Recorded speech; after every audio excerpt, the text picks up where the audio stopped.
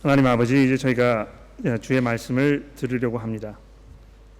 저희의 힘으로는 하나님의 말씀과 또 하나님의 뜻과 하나님의 계획을 온전히 이해할 수 없사오니 이 시간 주의 성령께서 저희와 함께 하셔서 두렵고 떨리는 마음으로 주의 말씀을 대하게 하시고, 또 우리가 이해하고 고쳐야 할, 또 감사하고 기뻐해야 할 이런 모든 것들을 우리가 깨달아 알으며 하나님의 은혜 가운데에서 우리가 담대함을 얻는 그런 시간이 되도록 저희를 도와주시기를 우리 구주 예수 그리스도의 이름으로 간절히 기도합니다. 아멘. 영화의 한 장르 중에 반전 영화라는 것이 있습니다. 아마 그 대표적인 케이스가 이제 케빈 스페이시의 Usual Suspect, 그런 영화가 되겠죠. 또 브래드 피트, 유명한 배우인데 Fight Club이라는 영화가 있습니다. 아마 한국 분들은 이제 그 브루스 윌리스라는 배우가 주연했던 그 Sixth Sense, 아마 이런 영화를 기억하실 거라고 생각이 됩니다. 다 보셨죠? 네, 저도 다 봤습니다. 이 영화의 마지막 순간에 지금까지 그 전개되었던 스토리를 완전히 뒤집는 이 극적 반전을 통해서 관객을 놀라움과 이 쇼크로 몰아넣는 그런 유의 영화입니다. 한국 영화 중에도 이제 그런 영화가 있는지 잘 모르겠어요.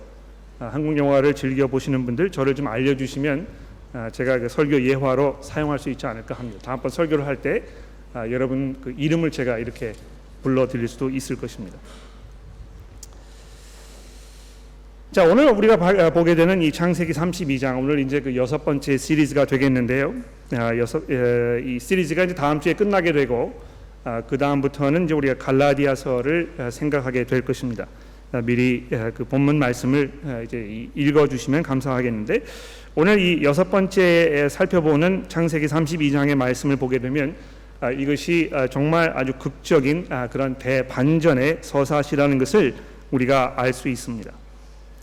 여러분, 이 야곱이라는 인물이 머리와 가슴이 온통 그 형에 대한 염려와 근심으로 가득 차 있었습니다. 지난 20년 동안 이 사기를 치는 일이라면 자기보다 한 수 위였던 이 외삼촌의 밑에서 정말 고상스럽게 살기는 했지만, 적어도 그때 외삼촌의 그 보호 아래에 있었기 때문에 형의 그런 그 분노와 보복을 걱정하지 않아도 되었습니다만, 이제 다시 가나안 땅으로 돌아가게 되면서 그 일이 마음속에 확 드러나게 된 것입니다. 아마 하란으로 올 때, 또 거기에서 20년 동안 살면서 그 마음속에 무엇인가 좀 캥기는 것이 있었을 거예요. 편안한 마음으로 살기가 어려웠을 것입니다. 그런데 느닷없이 하나님께서 야곱아, 너 거기서 일어나서 이제 다시 내 아버지가 계시는 땅으로 돌아가라, 이렇게 이야기했을 때 그 마음이 얼마나 심란했겠습니까? 야곱이 오늘 이제 본문 말씀 우리가 살펴보면 알겠지만, 이 형에 대한 생각, 또 자기에게 벌어질, 자기 가족에게 벌어질 이런 모든 일들 때문에 도무지 다른 것을 생각할 수 있는 그런 마음 심적인 여유가 없었던 것입니다.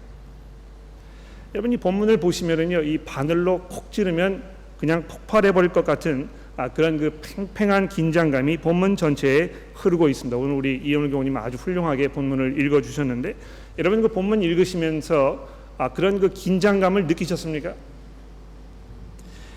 그것을 읽다 보면 우리도 그 긴장감 속으로 이 빨려 들어가는 것 같은 그런 느낌을 지울 수가 없는 것입니다. 아주 그 능수능란한 어떤 감독에 의해서 아주 잘 만들어진 이 서스펜스 영화를 보는 것처럼 이 본문이 전개가 되고 있습니다. 이 본문을 읽다 보면 저희들도 그 야곱의 염려에 이 빨려 들어가게 되고, 또 우리도 몹시 긴장하게 되고, 이 결론이 어떻게 날 것인가에 대해서 우리가 마음 졸이게 되는 것입니다.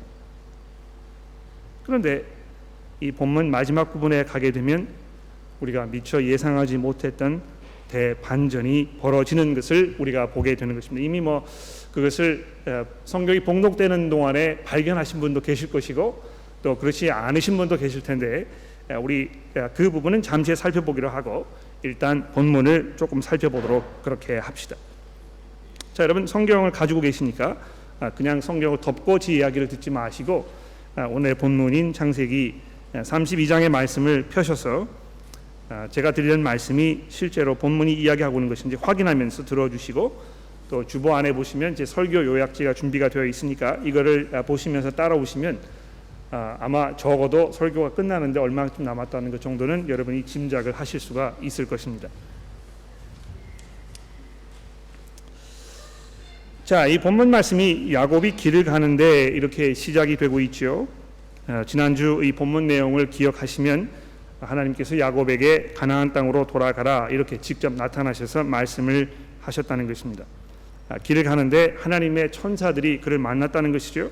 이 본문이 전개되는 것을 보시면 우리가 쉽게 지금 이 그 가나안 땅에서 베델을 거쳐서 하란으로 갔다가 하란에서 다시 이 길을 떠나서 이제 가나안 땅으로 가게 되는 그 사건 중간에 있다는 것을 우리가 알게 되지 않습니까?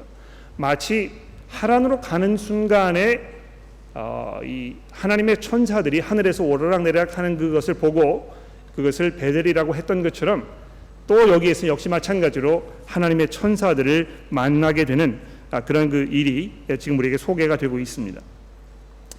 자, 근데 야곱이 보십시오. 그들을 볼 때 이르기를 이는 하나님의 군대라 하고 그 땅의 이름을 마하나임이라 하였더라. 이 마하나임 성경 아래 그 보시면 아마 설명이 나와 있을 텐데요.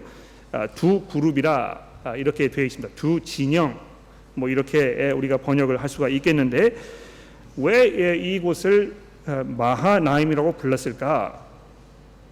이 본문이 설명하고 있지 않습니다. 그렇죠? 왜 뜬금없이 갑자기 이런 것을 우리에게 이 정보를 우리에게 주고 있는 것인가? 우리가 그런 그 질문을 가지면서 본문을 읽을 수밖에 없습니다. 여러분 뭐 마하나임이 그랬나 보다. 알았어로 넘어가시면 이 성경을 잘 읽지 않으시는 것입니다. 왜 갑자기 여기에서 이 마하나임이라는 이름이 등장하는 것인가? 이런 질문 정도는 여러분이 마음속에 가지고 계셔야 할 것입니다. 자, 그런데 그 일이 있은 후에 어떻게 했습니까? 야곱이 자기의 앞서 가는 그 사자들, 뭐 메신저라고 이제 그러겠죠. 사자들을 보내서 형에게 가서 이렇게 상황 설명을 해라 부탁을 합니다. 근데 여기 보십시오. 야곱이 어떤 표현을 하고 있습니까?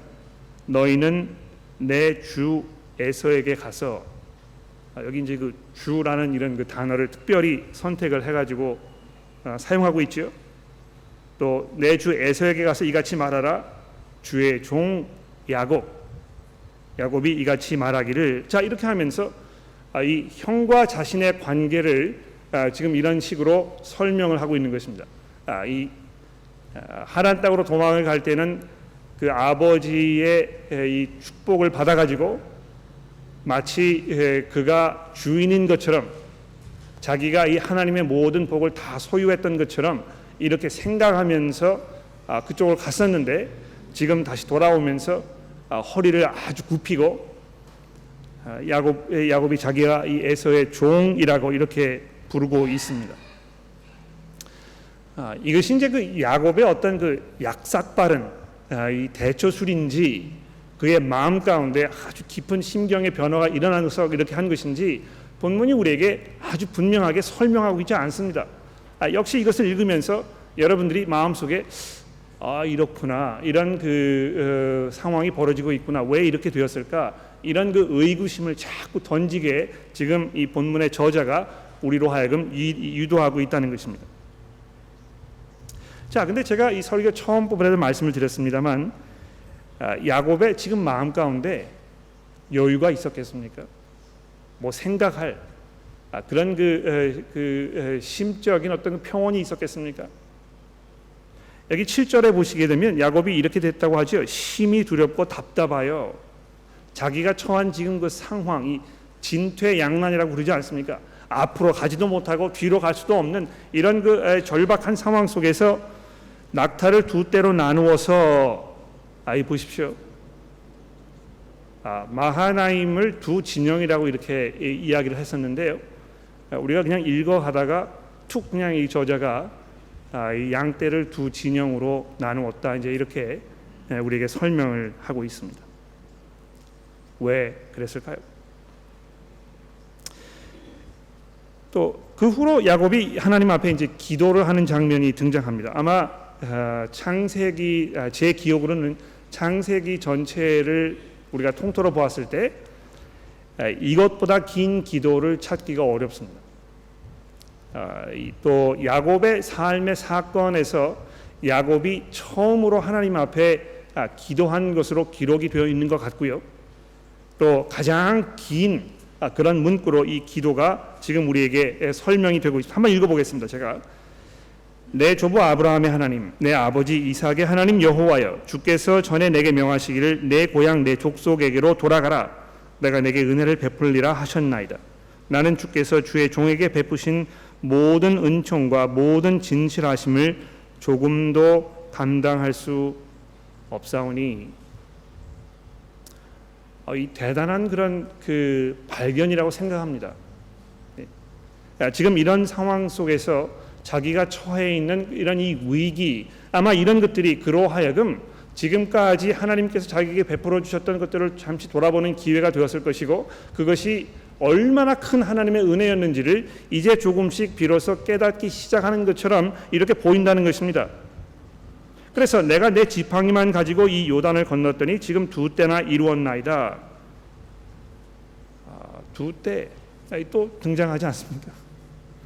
아마 이 2때라는 것이 이런 면에서 그 하나님의 어떤 그 풍성한 은혜에 대한, 내가 지금 아무것도 없었는데 내가 지금 이렇게 재산이 증식이 되어가지고 내가 2때나 이루었다, 이렇게 지금 설명을 하고 있습니다. 그래서 마하나임이라고 이름을 지었을 때 아마 그 순간 야곱이 하나님께서 자기에게 베풀어 주셨던 어떤 그 은혜, 이런 것들을 기억했을 거라고 제가 짐작을 해봅니다.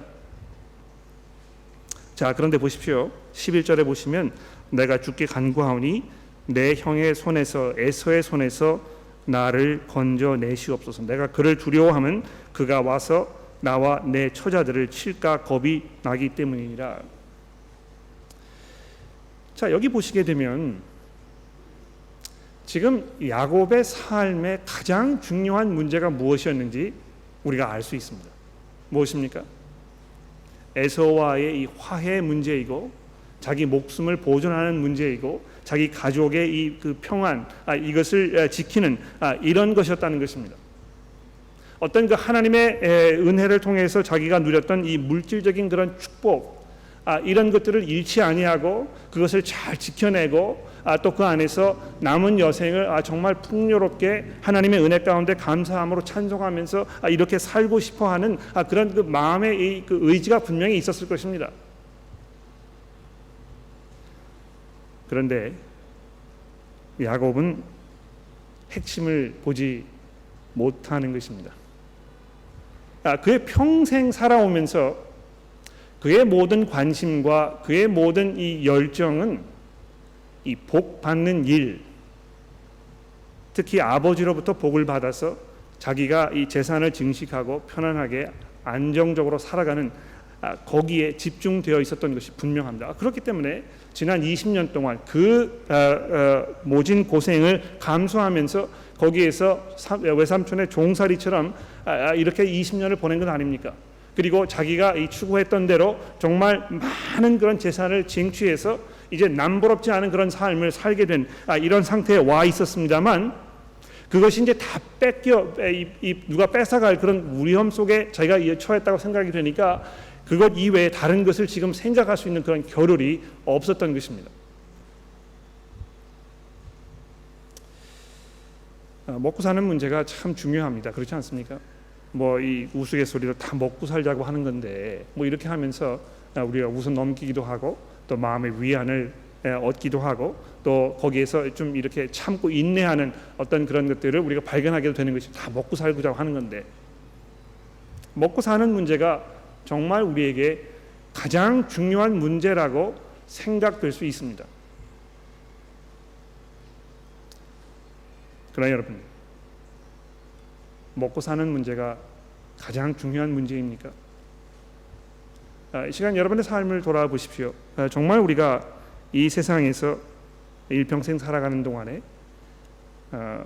편안하게 먹고 사는 문제를 걱정하지 않으면서 사는 것, 이것이 우리에게 가장 중요한 문제입니까? 물론 이제 우리가 그 편안한 곳에서 살고 있기 때문에 뭐 먹고 사는 문제가 큰 그 삶의 이 중요한 이슈로 우리에게 다가오지 않아서 그거 뭐 별로 그렇게 중요하겠어? 어떤 그 가진 자들의 그 여유 뭐 이런 식으로 우리가 생각을 할 수 있을지 모르겠습니다. 그러나 여러분 잘 들어보십시오. 하나님께서 그 문제를 어떻게 생각하실까요? 우리가 이 땅에서 살면서 먹고 사는 문제가 하나님의 마음 가운데 우리에게 가장 중요한 문제이겠습니까? 그런데 본문을 보게 되면 이 야곱이 그것 이외에 지금 다른 것을 생각하지 못하는 그런 상황 속에 있는 것이 분명합니다. 그래서 이런 기도가 끝난 후에 재빨리 이제 자기 나름대로의 어떤 그 상황 대처를 하지 않습니까? 예물로 20절에 보십시오. 예물로 형의 감정을 푼 후에 내가 형을 대면하면 형이 혹시 나를 받아주리라, 이렇게 지금 독백을 읊고 있는 것입니다. 이 소위 말하는 이제 그 뇌물을 얘기하는 것이죠, 그렇죠? 얼마나 뭐 돈이 많았겠습니까? 오늘 아침에 저희 집사람이 저한테 그렇게 말하더군요. 빌 게이츠라는 그 갑부 있지 않습니까? 그 빌 게이츠의 총 재산이 얼마인지 아십니까? 77 빌리언이랍니다. 1 빌리언이면은 1000 밀리언이거든요. 근데 77 빌리언이면 아마 뒤에다 공을 몇 개를 붙여야 되는지 저는 수학을 잘 못하기 때문에 잘 계산이 안 돼요. 엄청난 돈일 것입니다. 얼마나 돈이 많았겠습니까? 그래서 이 본문에 보시게 되면 야곱이 이제 총 550마리나 되는 그런 그 가축을 자기 형에게 보냅니다. 아마 3발에 피지 않았을까 이렇게 생각을 합니다. 그 유명한 종교 개혁가였던 칼빈은 이 부분에 대해서 이제 뭐라고 이야기했냐면 하나님께 이렇게 그 믿음의 기도를 드린 후에 야곱이 이렇게 이 행동한 것을 보게 되면 이 행동으로 옮기는 믿음의 전형이다, 이제 이렇게 설명을 했는데 모르겠습니다. 저는 거기 동의를 하는지 모르겠어요. 정말 지금 야곱이 하나님의 향한 그 믿음 가운데 이 기도로 우러난 그 확신 속에서 지금 이런 행동을 하고 있는 것인지, 기도했지만 아직도 뭐 마음속에 이 그 염려가 있고 근심이 있어가지고 우왕좌왕하면서 자기 나름대로의 어떤 결정을 해가지고 이걸 뭐 실행에 옮기는 것인지 확실하지 않습니다. 중요한 것은 지금 본문이 전개되면서 야곱의 삶 속에 먹고 사는 문제, 자기 목숨과 관련된 문제, 자기 자식들의 이 그 상황, 그 문제, 이것보다 중요한 것이 그에게 없었다는 것입니다. 그것이 평생 그 삶의 기본적인 모습이었습니다. 그런데 오늘 본문의 하반전인 21절부터 이제 그 대반전이 일어나게 됩니다. 21절부터 30절에 등장하는 이 그 야곱이 누구와 씨름하는 이 사건, 이것은 마치 어두운 그런 그 방에 이렇게 들어가 가지고 구름이 자욱하게 낀 그런 밤 하늘에 아주 희미하게 비치는 달빛을 통해서 들어오는 이 창문에 비치는 그런 그 빛 때문에 아주 희미하게 무엇인가 보이는, 그러나 그것이 무엇인지 잘 알 수 없는 그런 상황인 것 같아요. 이것을 읽으면 읽을수록 어떤 그 질문에 대한 답을 얻기보다는 더 많은 질문들이 자꾸 생겨나게 됩니다. 어떤 면에서 지금 이 부분이 이렇게 우리에게 설명되고 있는 것은 아주 의도적이었지 않았나 이렇게 생각을 합니다. 하나님과 결론적으로 말씀을 드리면 지금 야곱이 하나님과 만나는 장면 아닙니까? 그렇죠? 그런데 하나님과 만나는 장면 속에는 우리가 알 수 없는, 또 어떤 면에서 우리가 알아서는 안 되는, 또 알 수도 없는 그런 어떤 그 신비적인 요소가 분명히 있다는 것입니다.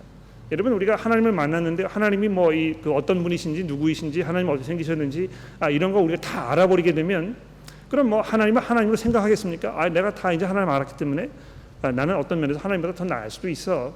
이렇게 생각을 할지도 모른다는 것이죠. 그런데 이것을 읽어보게 되면 야곱이 그랬던 것처럼 여러분과 저도 역시 알 수 없는 무엇인지 분명하지 않은 그런 것들이 이 본문 속에 많이 지금 담겨 있다는 것입니다.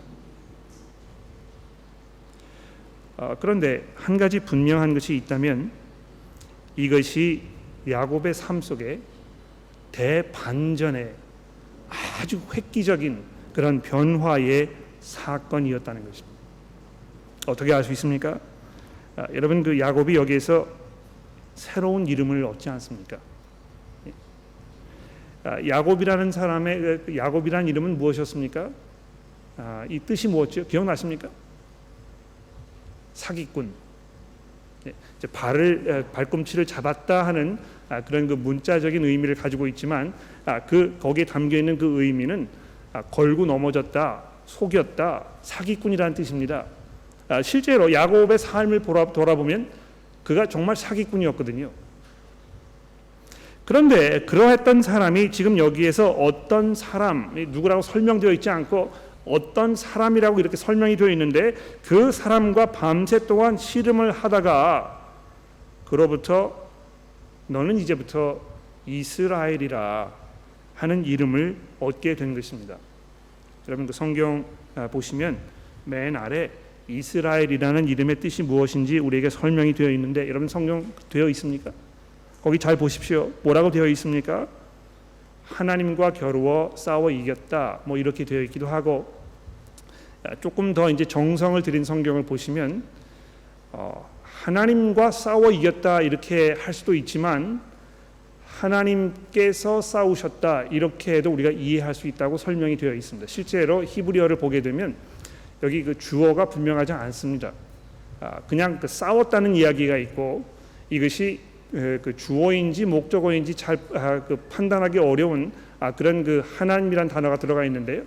그래서 하나님과 싸웠다고 이야기할 수도 있고 하나님께서 싸우셨다고도 이야기할 수 있는 그런 그 표현이 여기 담겨 있다는 것입니다. 그런데 이스라엘이라는 그런 이름이 바로 그렇다는 것입니다. 아마 이 본문에 이 전개되었던 모든 그 내용들, 지금까지 그 야곱의 삶을 우리가 돌아보게 되면 그 두 가지 사실이 동시에 평행으로 지금 이루어지는 것을 우리가 기억할 수 있습니다. 얼마나 야곱이 평생 동안 하나님과 싸운 것입니까? 아마 야곱은 자기가 하나님과 싸우고 있다는 사실을 잘 이해하지 못했을 거예요. 그는 그저 자기의 욕심으로, 자기의 야망으로, 자기의 열정으로 마치 자기가 지금 설정해 놓은 삶의 목표, 어떤 이 성공하는 그것이 자기가 가장 일생일대의 그 목적이라고 이렇게 생각하면서 살아왔을 것인데 성경 본문은 지금 그것을 야곱이 하나님과 싸우고 있는 중이라고 이렇게 우리에게 설명하고 있는 것입니다. 그리고 여기 지금 이 강터에서 밤새 지금 씨름을 했다고 하는데 재미있는 표현을 보게 되면 25절에 이 사람이 자기가 야곱을 이기지 못함을 보고 이렇게 해서 이 사람이 별로 이렇게 힘이 없는 사람인 것처럼 지금 우리에게 설명이 되고 있는데요. 제가 보기에 이게 이제 아주 절묘한 문학상의 표현이라고 생각합니다. 하나님께서 지금 이 야곱의 생애 일평생 동안 자기와 씨름하고 있는 이 야곱으로 하여금 자기가 이기고 있다고 생각하도록 잠깐 내버려 두신 것입니다. 그냥 팔짱을 끼시고 방관하신 것이 아니고요. 이 상황 전개를 이어가시면서 그 가운데에서 마치 하나님은 야곱에게 점령당하셔서 자기가 삶을 주도하고 있는 것처럼 야곱이 생각하도록 그냥 잠시 인도하셨던 것 같습니다. 그러나 여러분들께서 지난 6주 동안 이 창세기의 이 말씀을 잘 들으셨다면 한 가지 분명한 사실은 무엇입니까? 하나님께서 한순간도 놓지 아니하시고 야곱을 위해서 싸우신 것입니다.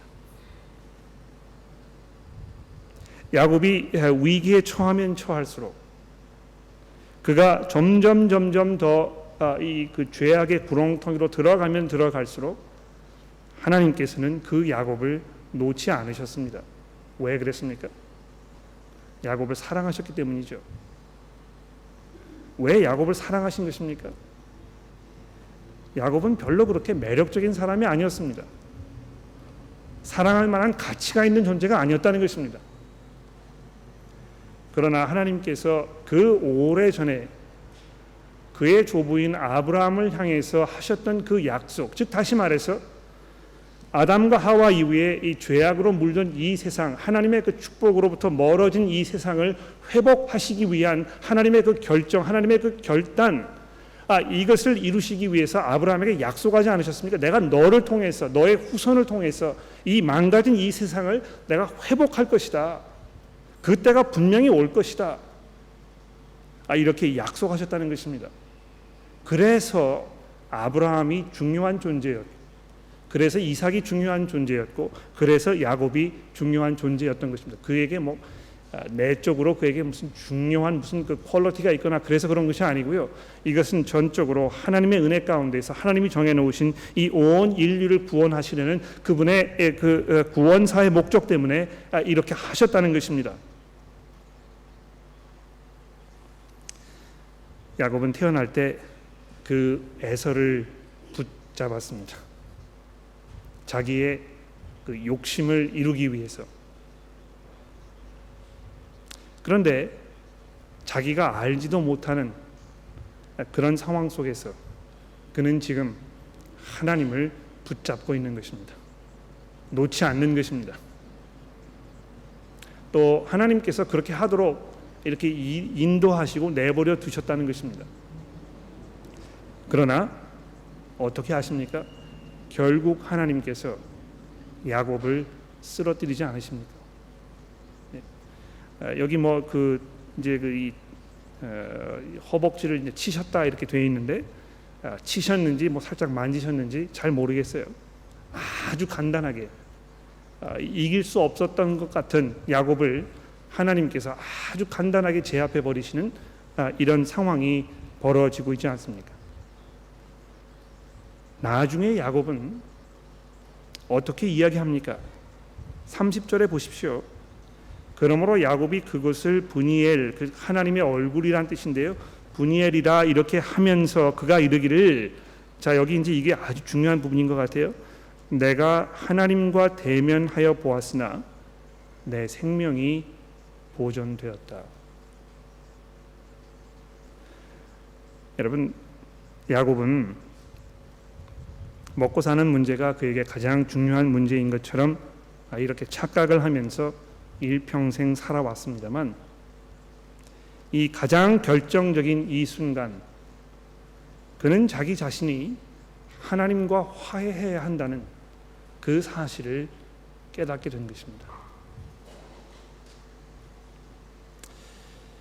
오늘 아침에 우리가 봉독한 신약 성경 말씀에 보면 니고데모라고 하는 유대의 아주 유명한 그 율법 학자가 예수님을 찾아왔습니다. 구약 성경에 대해서 둘째 가라면 서러워할 이 사람은 이 하나님의 말씀이 지금 무엇을 이야기하고 있는 것인지, 그것을 통해서 자기가 어떤 삶을 살아야 할 것인지 구약 학자인데도 불구하고 잘 알지 못했습니다. 여러분, 이런 게 있어요. 성경에 대한 많은 지식이 있다고 해서 하나님을 잘 이해할 수 있지 않습니다. 그래서 예수님도 율법 학자들에게 그렇게 얘기하지 않았습니까? 내가 성경을 잘 열심히 읽고 공부하는 거 좋은데, 또 그것을 통해서 거기에서 하나님에 대한 그 이해가 있다는 걸 이해하는 건 좋은데, 너희가 한 가지 오해한 것이 있다면 그 성경은 지금 바로 나에 대해서 증거하고 있는 것이다. 너희가 그래서 나에게로 오지 아니하면 모든 것이 말짱 헛거이다. 이렇게 지금 말씀하셨다는 것입니다. 오늘 우리가 이 부른 여러 가지 찬송 중에도 보면 수많은 무리들이 예수를 따랐다고 우리가 찬송했습니다. 그렇죠? 또 잠시 후에 우리가 부를 폐회 찬송도 이제 그런 내용이 되겠는데요. 많은 사람들이 교회에 모이고 많은 사람들이 성경을 읽고 많은 사람들이 해박한 성경 지식을 가지고 있는 것처럼 보입니다만 실체를 잘 이해하지 못하는 것입니다. 삶의 가장 중요한 것이 무엇인지 지금 이해하고 있지 못한 것입니다. 니고데모도 어떤 면에서 야곱과 별반 다르지 않았습니다. 예수께서 뭐라고 말씀하십니까? 내가 다시 거듭나지 아니하고는 내가 하나님 나라에 들어갈 수 없느니라. 우리에게 가장 중요한 것은 무엇입니까? 거듭나는 것입니다.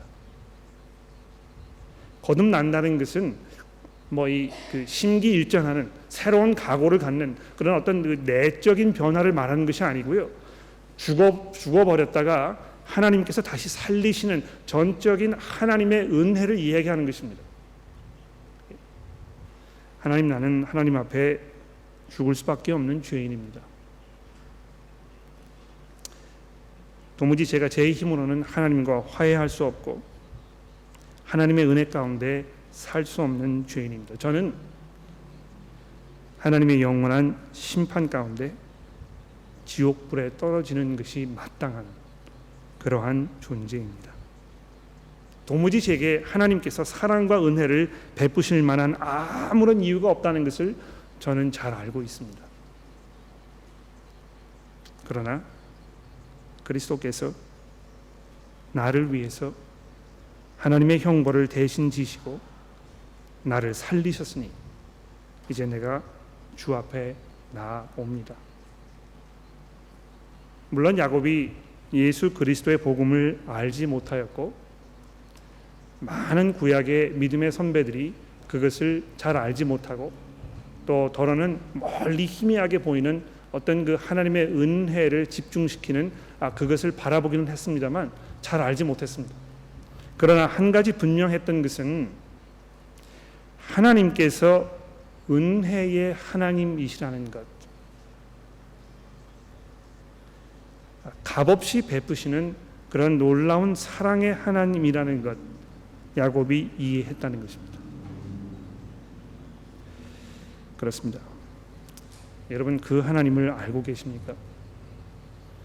하나님의 은혜를 받아야 할 아무런 가치가 없는 그런 죄인들인 여러분과 저에게 하나님께서 십자가의 은혜로 우리를 거듭나게 하셔서 이제 먹고 사는 문제가 우리의 삶의 가장 중요한 문제가 아니라는 것,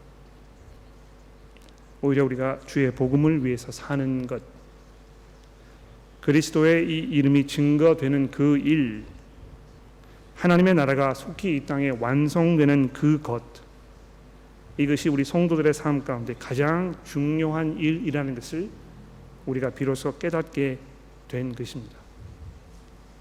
올 한 해 우리가 성경 말씀을 읽고 상고하고 묵상하고 기도하면서 우리들의 마음 가운데 그런 변화들이 속속히 일어나게 되기를 간절히 기도합니다. 기도하겠습니다.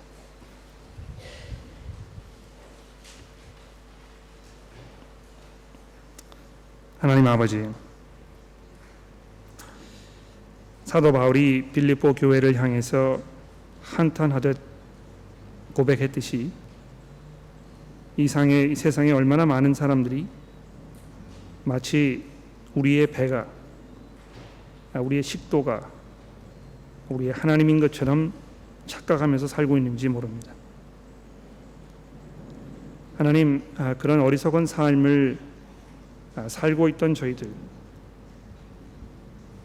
우리가 하나님께 반역하였던 그런 상황 속에서 주께서 우리를 부르시고 거듭나게 하셔서 주의 보혈로 씻으시며 새 생명을 허락하시니 하나님 감사합니다. 이제 하나님의 그 영생 가운데 초대받은 저희들이 우리의 남은 평생을 그리스도의 제자로, 복음을 증거하는 복음의 동역자로 우리의 가진 모든 것들을 쏟아붓기를 원합니다. 하나님, 이 시간에 저희 성도 여러분들에게 그러한 결단을 허락하여 주시고 영의 눈을 열어주셔서 영의 그 실체를 바라보며 우리가 육안으로에만 보이는 그런 일들로부터 우리가 벗어나게 하시고 주의 영광스러운 복음의 그 찬란한 빛을 우리가 바라보도록 도와주시기를 우리 구주 예수 그리스도의 이름으로 간절히 기도합니다.